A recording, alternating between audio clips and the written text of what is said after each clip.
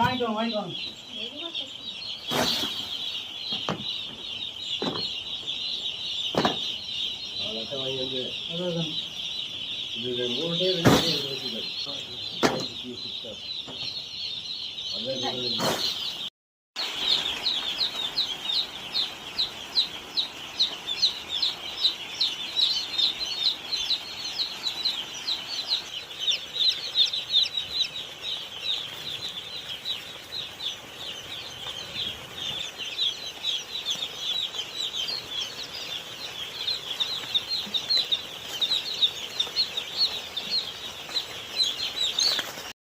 கோழி குஞ்சு இறக்குறதெல்லாம் ஒரு விஷயமே கிடையாது. 2 பேர் 3 பேர் இருந்தால் ஈஸியாக இறக்கிடலாம். இறக்குறது ஒரு மேட்டரே கிடையாது. இறக்குறதுக்கு முன்னாடி அந்த கோழி குஞ்சு பக்குவமாக வந்து இறங்குறதுக்கு என்னென்ன பண்ணணும்னு உங்களுக்கு தெரியுமா? என்னென்ன பண்ணுறோன்னு விலாவரியாக காட்டுற வந்து பாருங்க வாங்க. இதுதான் ஃப்ரெண்ட்ஸ் மஞ்சி குட்டி உடச்சி விட்டுருந்த இடம். நான் ஃபஸ்ட்டு வீடியோலேயே தெளிவாக சொல்லியிருப்பேன். குஞ்சு வந்து எவ்வளோ குஞ்சு வருதோ அவ்வளோ குஞ்சுக்கு தகுந்த மாதிரி நம்ம இடத்த வந்து அடைச்சி வச்சுக்கணும்.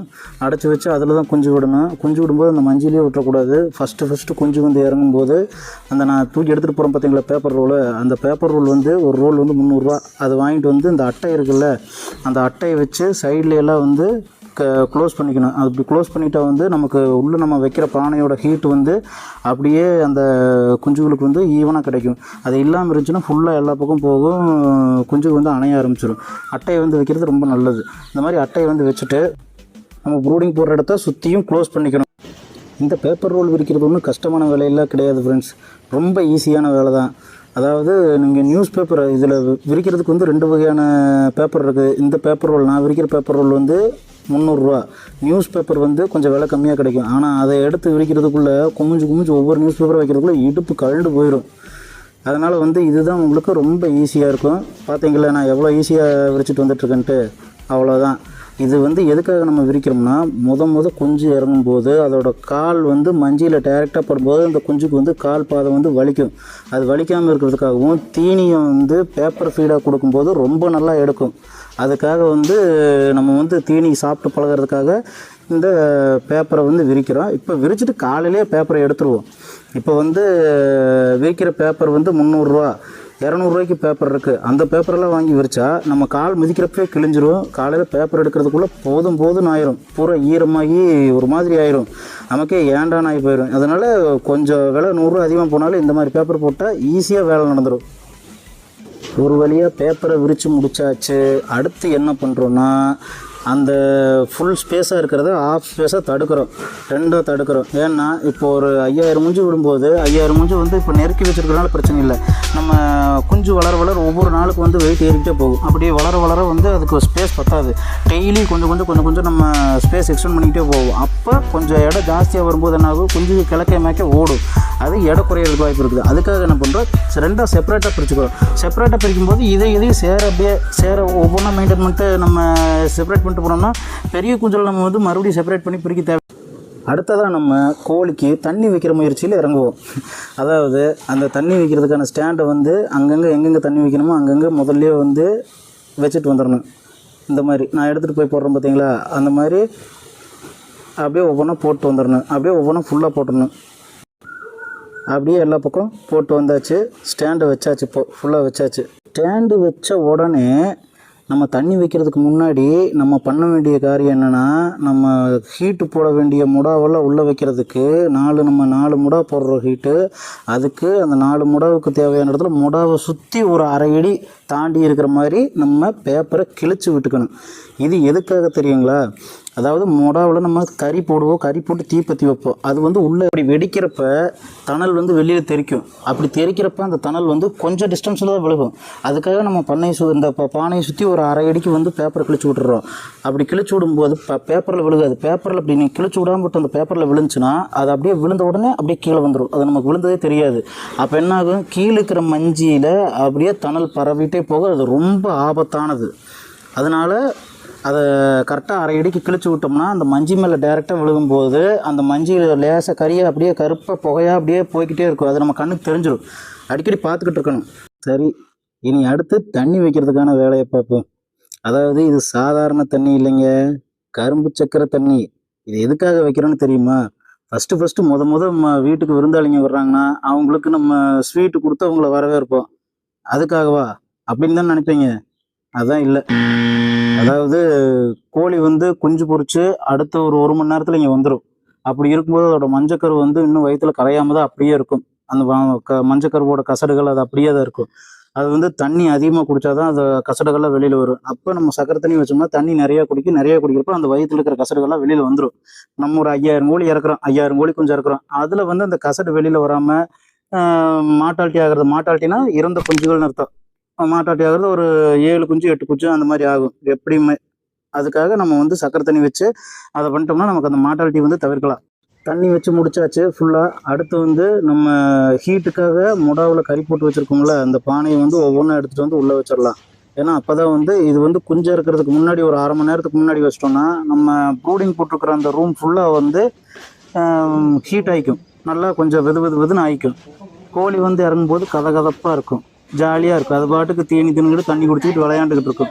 அது இது கோடையில் குளிராக இருந்துச்சுன்னு வைங்க, கோழி கொண்டாந்து போட்ட உடனே நம்ம ஒரு டக்குன்னு வீசி எறிவோம் கோழியை. அப்படி வீசி எறிஞ்சு போய் விழுகிறப்ப அப்படியே அங்கனைக்கே பூரா குமுக்கா அப்படியே ஒன்னோட ஒன்று அப்படியே அணைஞ்சிக்கும். ஹீட்டிங் தெரப்பி மாதிரி. அப்படி அணையும் போது என்ன ஆகும்னா அடியில் இருக்கிற குஞ்செல்லாம் மூச்சுக்க முடியாமல் ஃபுல்லாக செத்துரும். அதை வந்து அட்லின் மார்ட்டாலிட்டின்னு சொல்லுவாங்க. இப்போ நம்ம பானையெல்லாம் வச்சு முடிச்சாச்சு. இப்போ நம்ம பானை வச்சு ப்ரூடிங் போட்ட இடம் எப்படி இருக்குன்னு பார்க்கலாம். நம்ம பேசிக்கிட்டு இருக்கும்போதே வெளியில் குஞ்சு வண்டி வர்ற சத்தம் கேட்டுச்சு. அப்படியே வெளியில் வந்து பார்த்தா வண்டி வந்துருச்சு. அப்புறம் நம்ம டிரைவர்னாவுக்கு ஒரு வணக்கம் சொல்லிட்டு வண்டியை அப்படியே முன்னாடி எடுத்து போடுங்கன்னு சொன்னேன். அப்படியே முன்னாடி குஞ்சு இருக்கிற கேட்டுக்கிட்ட டிரைவர்னாவும் போயிட்டாரு. எனக்கு குஞ்சு இறக்கிறதுக்கு முன்னாடி எப்போவுமே எனக்கு வந்து வண்டிக்குள்ளே குஞ்சு பார்க்குறதுக்கு எனக்கு ஒரு ஆர்வம் இருக்கும். சரின்னு வண்டியில் ஏறி போய் குஞ்சுகளை பார்த்தா எனக்கு பகிர்ந்துருச்சு. அப்படியே கோடை குளிருக்கு ஒவ்வொன்றும் அப்படியே அணைஞ்சு படுத்துருக்கு. எனக்கே ரொம்ப பாவமாச்சு. எனக்கு எப்போவுமே இந்த மாதிரி இருந்தால் பிடிக்காது. அதனால சரி டக்குன்னு உள்ளே நம்ம குஞ்சை இறக்கிடுவோம் அப்படின்னு சொல்லிட்டு உள்ளே நம்ம தான் ஹீட்டு போட்டு வச்சுருக்கோமே கோழி கதகதப்பா, அதில் கொண்டு போய் கோழி விட்டுருவோம் அப்படின்னு சொல்லிட்டு டக்குன்னு இறக்க சொல்லி இறக்கியாச்சு. கோழி குஞ்சு இறக்கிறதுக்கான முழு ஏற்பாடு, அதாவது தண்ணி தீனி எல்லாத்தையும் போட்டு வச்சுட்டு, அங்கே பாருங்கள் தெரியுதா, தீனியெல்லாம் போட்டு வச்சுட்டு ஒரு வழியாக வண்டியிலேருந்து இறக்க ஆரம்பித்தாச்சு. எப்போவுமே முதல் 2 பாக்ஸு நான் தான் எடுத்துகிட்டு வருவேன். அதாவது இந்த வேலை எல்லாமே நான் ஒருத்தனை சிங்கிளாக பண்ணிடுவேன். ஆனால் குஞ்சு இறக்கிறது வந்து சிங்கிளாக பண்ண முடியாதுங்க. 5000 குஞ்சு இறக்கிறதுக்கு குறிப்பிட்ட ஒரு 2-3 பேர் வேணும். ஆனால் எங்களது 3 பண்ணை இருக்குது பக்கத்தில். எப்படின்னா எங்கள் பெரியம்மா பண்ணை, சென்ட்ரலில் ஏன் பண்ணை, அடுத்து எங்கள் சித்தி பண்ணை அப்படி இருக்குது. அப்படி இருக்கும்போது குஞ்சு இறக்கிறதுக்கு வந்து எங்கள் சித்தி, பெரியம்மா, அம்மா எல்லாரும் வந்துடுவாங்க. அதனால சித்தப்பா எல்லாரும் வந்துட்டாங்க. அதனால் எனக்கு பிரச்சனையே இல்லை. எல்லாரும் சேர்ந்து இருக்கிறதுனால சீக்கிரமாக இறக்க முடிஞ்சுது. அங்கே பார்த்தீங்களா நான் எப்படி கோழி குஞ்சை தூக்கி கொட்டுறேன்னு பார்த்தீங்களா? அங்கே பாருங்கள், இந்த மாதிரி தான் கொட்டணும். நீங்கள் இப்படி கொட்டுறதுனால கோழி குஞ்சுக்கு வலிக்கும், அடிபட்டுரும், ஐயோ அப்படின்லாம் நினைக்கக்கூடாது. இப்படி தான் கொட்டணும் கோழி குஞ்சை. பாருங்க, கோழி குஞ்சை ஹேண்டில் பண்ணும்போது பயக்கக்கூடாது. அந்த மாதிரி தான் முன்னாடியே சொன்னேன்ல, ஏற்கனவே செப்பரேட்டாக 2ஆக பிரித்து வச்சுருந்தோம்ல, அதில் வந்து அந்த சைடு இருக்கிறதுல ஃபுல்லாக கொட்டிட்டு இப்போ இந்த சைடில் இருக்கிறதுல கொட்ட ஆரம்பிச்சாச்சு. பாருங்க, இப்படி தான் இறக்குறது. கோழி குஞ்சை வந்து இப்படி தான் பண்ணைக்குள்ளே நம்ம கொண்டு வருவோம். எல்லாம் பண்ணி எல்லாம் கொட்டி எல்லாம் பண்ணி எல்லாம் முடிக்கிறதுக்குள்ளே ஒரு வேலை போதும்னு ஆயிரும். அவ்வளோதான், ஒரு வழியாக எல்லாமே கொட்டி முடிச்சாச்சு. இனி கொட்டி முடிச்சதுக்கப்புறமா ஹீட் எங்கேயும் வெளியில் போகாமல் இருக்கிறதுக்கு குறுக்கு படுதா வந்து கட்டி விடணும். அதாவது காற்று உள்ளேயும் வரக்கூடாது, வெளியிலையும் போகக்கூடாது. உள்ளுக்கிற ஹீட்டே அப்படியே மெயின்டைன் ஆகிட்டு இருக்கணும். அதுக்கு தான் பார்த்துட்ருக்குறேன். இப்போ குஞ்சு எல்லாம் இறக்கி முடிச்சதுக்கப்புறமா முக்கியமாக வீக்ஸ் பார்க்கணும். உள்ளே நிறைய வீக்ஸ் வந்திருக்கும். மொண்டி குஞ்சு, செத்த குஞ்செல்லாம் வந்திருக்கு பார்த்தீங்களா? முன்னாடியே ஒரு செத்த குஞ்சு எடுத்துட்டோம் பார்த்தீங்களா? இன்னும் உள்ளே வந்து ஒரு 10 நிமிஷம் கழிச்சு உள்ளே வந்து எல்லா பக்கம் தொலைவி பார்த்தோன்னா நிறைய வீக்ஸ் குஞ்சு இருக்கும். எப்படி 20 வீக்ஸ் குஞ்சுக்கு மேலே இருக்கும். எல்லாம் முடிச்சுட்டு இப்போ குறுக்கு படுதா கட்டுறதான் ஃப்ரெண்ட்ஸ் முக்கியமான ஒர்க்கு. ஏன்னா இதில் தான் உள்ளே வந்து நம்ம ஹீட் அப்படியே நிப்பாட்டணும். ஹீட்டை நிப்பாட்டுறது ப்ரூடிங்கோட முக்கியமான வேலையே. அதை பண்ணாமல் விட்டோம்னா அவ்வளோதான், முதலுக்கே மோசம் போயிடும். இப்படி தான் ஃபுல்லாக க்ளோஸ் பண்ணிவிட்டு வேலை முடிஞ்சிச்சு. எல்லாம் இறக்கி முடிச்சாச்சு. இன்னைக்கு காலையில் வரைக்கும் உள்ளே நம்ம தீ போட்டு வச்சுருக்குறோம். அது வந்து நம்ம வந்து பக்குவமாக பார்த்துக்கணும்னு சொல்லிட்டு ஒரு நைட்டு ஒரு 2-3 டைம் எழுந்திரிச்சு களைச்சி விடலான்னு சொல்லிட்டு ஒரு 11:30க்கு அலாரம் வச்சுட்டு இப்படின்னு படுத்தங்க. 11:15க்கு எழுந்திரிச்சிட்டேன். எந்திரிச்சு உள்ள போய் களைச்சு விட்டு எல்லாம் வேலை பார்த்துருப்பேன்னு நினைக்கிறீங்களா? அதுதான் இல்லை. 11 எந்திரிச்சு 11 அலாரத்தை ஆஃப் பண்ணிட்டு ரவுண்டாக 12 மணிக்கு எந்திரிச்சுலான்ட்டு 12 மணிக்கு வச்சுட்டு தூங்கிட்டேன். காலையில் பேப்பரை எடுத்துட்டு தீனி போடுறதுக்கு இந்த ட்ரிங்கர், இது வந்து ஆட்டோ ட்ரிங்கருங்க. நான் வந்து ஃபீடரில் சிக் ஃபீடரில் எப்பவும் போட மாட்டேன். இந்த ஆட்டோ ட்ரிங்கரில் தான் போட்டு வைப்பேன் ஃபஸ்ட்டு ஒரு 2-3 நாளைக்கு. ஏன்னா இதில் தான் சூப்பராக சாப்பிடுங்க. பாருங்கள் எவ்வளோ அருமையாக சாப்பிடுதுன்னு. ஆனால் என்ன, போட்ட கொஞ்ச நேரத்துக்கு வந்து அது பேப்பரில் சாப்பிட்டதுக்கு இதில் டக்குன்னு சாப்பிடும்போது கொஞ்சம் அப்படியே தீனி வந்து வெளியில் இறக்கிது பார்த்தீங்களா லேசாக, அந்த மாதிரி இறச்சி விடும். போக போக அது ஒரு 10 நிமிஷம் சாப்பிட்டு பழகிருச்சுன்னா அதுக்கப்புறம் சரியாயிடும். இதில் தான் அவங்க பாருங்கள் எவ்வளோ ஏறுனுட்டு எப்படி சாப்பிடுதுன்னு பாருங்கள். பேப்பர்லாம் எடுத்துகிட்டு தீனியெல்லாம் போட்டு அந்த ஆட்டோ ட்ரிங்கரில் போட்டு வச்சதுக்கப்புறம் எப்படி இருக்குன்னு பாருங்கள். இப்போ பாருங்கள் ஒரு சவுண்டு கொடுத்தோன்னே இப்போ கொஞ்சம் ரியாக்ஷன் பாருங்கள். எப்படி குஞ்சுகளை களைச்சி விடணும்னா உள்ளே போய் கலைக்க தேவையில்லைங்க. வெளியில் நின்று இந்த சவுண்டுக்கு பேர் மப்பு கூட்டுறதுன்னு சொல்லுவாங்க. நீங்கள் மாடு வச்சுருக்கீங்க அல்லது கிராமத்துட்டு இருக்கீங்கன்னா உங்களுக்கு இந்த சவுண்டு பேர் தெரியும். மப்பு கூட்டுறது இந்த சவுண்டு பேர். கூட்டினா கோழிகள்லாம் எப்படி களைஞ்சு ஆட்டோமேட்டிக்காக எல்லாம் பாருங்கள். இந்த சவுண்டு போட்ட உடனே எல்லா கோழிகளும் களைஞ்சு உடனே தண்ணி குடிக்க போகும், தீனி திங்க போகும், ஏதோ ஒன்று பண்ணும். நமக்கு வந்து நேற்று வந்த குஞ்சுகளோட எண்ணிக்கை வந்து 5000 குஞ்சுகள். அதில் வந்து 31 குஞ்சுகள் வந்து வீக்ஸு இந்த இறந்து வந்தது அப்படின்னு சொல்லி அதெல்லாம் கழிச்சு கொடுத்தாச்சு. அதுக்கப்புறம் நம்ம பண்ணையில் இறங்கிற ரெக்கார்டு பார்த்தீங்கன்னா 4969 குஞ்சு இறங்கியிருக்குது. அது ஒவ்வொரு குஞ்சு வந்து பார்த்தீங்கன்னா ஒரு 60 கிராம் எடை உள்ள சராசரி. நேரத்தில் வெயிட் போட்டு பார்த்தோம், 60 கிராம் தான் இருக்கும் ஒவ்வொரு குஞ்சும் சராசரி எடை. வளர்த்துறதுல வந்து பார்த்தீங்கன்னா 2 முறை இருக்குதுங்க. ஒன்று வந்து நம்மளே கொஞ்சம் வந்து விலைக்கு வாங்கி தீவனம் மருந்து எல்லாமே நம்மளே விலைக்கு வாங்கி அதை வந்து விற்கிற வரைக்கும் நம்மளோட தான் ஃபுல்லாக எல்லாமே. அந்த மாதிரி பண்ணோம்னா ஒரு பெரிய முதலீடு வேணும். ஒரு 50-60 லட்ச ரூபா வரைக்கும் முதலீடு போடணும். அப்படி முதலீடு போட்டு நம்ம சரியான பிளானிங்கில் விற்றாச்சுன்னா சரியான லாபம் எடுக்கலாம். ஆமாம். 2வது முறை பார்த்தீங்கன்னா கோழி குஞ்சு எல்லாமே கம்பெனி கொடுத்துருவாங்க. பண்ணை வந்து நம்மளுது, தண்ணி வந்து நம்மளுது, அவ்வளோதான். கோழி குஞ்சு வந்து கம்பெனி கொடுத்துருவாங்க. தீனி மருந்து லொட்டு லொசுக்கு அனைத்தும் வந்து கம்பெனி கொடுத்துருவாங்க எல்லாமே. நம்ம வந்து கோழி குஞ்சு வந்து தண்ணி விட்டு வளர்த்தணும். வளர்த்தி அப்படி கொடுத்தோம்னா தீனி வந்து எவ்வளோ தீனி போட்டு எவ்வளோ வந்து எடை கொடுத்துருக்கோமோ அந்த அளவுக்கு எஃப்சிஆர் அளவீடு ஒன்று இருக்குது. அந்த அளவீடு பொறுத்து கிலோவுக்கு எவ்வளோ நம்மளுக்கு கமிஷன் கொடுப்பாங்க. அந்த கமிஷன்லேயே வந்து நமக்கு பேட்சுக்கு வந்து ஒரு பேட்சுக்கு 1 லட்ச ரூபா நிற்க 5000 குஞ்சுலாம் வந்து. இப்போ எப்படின்னா கணக்கு வந்து சொன்னீங்கன்னா 5000 குஞ்சு விட்ருக்கேன். அதில் வந்து 40 நாள் கழிச்சும் போது ஒரு 200 குஞ்சு போகுதுன்னு வைங்க. 4800 4750 வைங்க. 4750 குஞ்சுக்கு வந்து 2.5 கிலோ ஆவரேஜ்னு போட்டாலும் 12-13 டன் வரும். அது இல்லாமல் எனக்கு வந்து கிலோவுக்கு இது வரைக்கும் நான் வந்து 9 ரூபாய்க்கு கிலோ வாங்கினதே கிடையாது. 9 ரூபாயிலேருந்து மேலே 10, 11, 12 ரூபா வரைக்கும் வாங்கியிருக்கிறேன். அது இந்த பேட்செல்லாம் காற்று பேட்ச் நல்லாவே வரும். குஞ்சு எப்படி 10 ரூபா 16 ரூபா வந்துடும். அப்படி 1,25,000 1,30,000 வரும். அது இல்லாமல் உங்களுக்கு வந்து இப்போ நான் குஞ்சு இறக்கிற வரைக்கும் என்ன செலவு பண்ணிக்கிறேன்னு சொல்லிடுறேன், சரிங்களா? அதுக்கப்புறமா டெய்லி நான் வீடியோ போடுவேன். டெய்லி ஒவ்வொரு நாள் கோழி என்ன பண்ணுது, என்ன வளருது அப்படிலாம் போடுவேன்.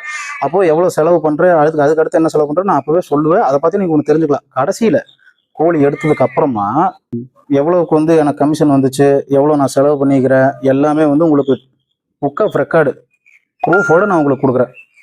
பார்த்து தெரிஞ்சுக்குங்க. நீங்கள் கோழி எடுக்கிற 40 நாளைக்கு ஃபுல்லாக வீடியோ போடுறேன். கோழி ஒவ்வொரு நாள் எவ்வளோ எடை ஏறுது, என்ன பண்ணுது, ஒவ்வொரு நாளைக்கு கோழிக்கு நம்ம என்ன பண்ணுறோம், அது முதற்கொண்டு இப்போ நான் எப்படி டீட்டெயிலாக போட்டேன். பேப்பர் எடுத்தாச்சு, பானை வச்சாச்சு. நாளைக்கு வந்து நான் வந்து எக்ஸ்டெண்ட் பண்ணுவேன். எல்லாமே அனைத்தும் உங்களுக்கு நான் வீடியோ போட்டுருவேன், சரிங்களா?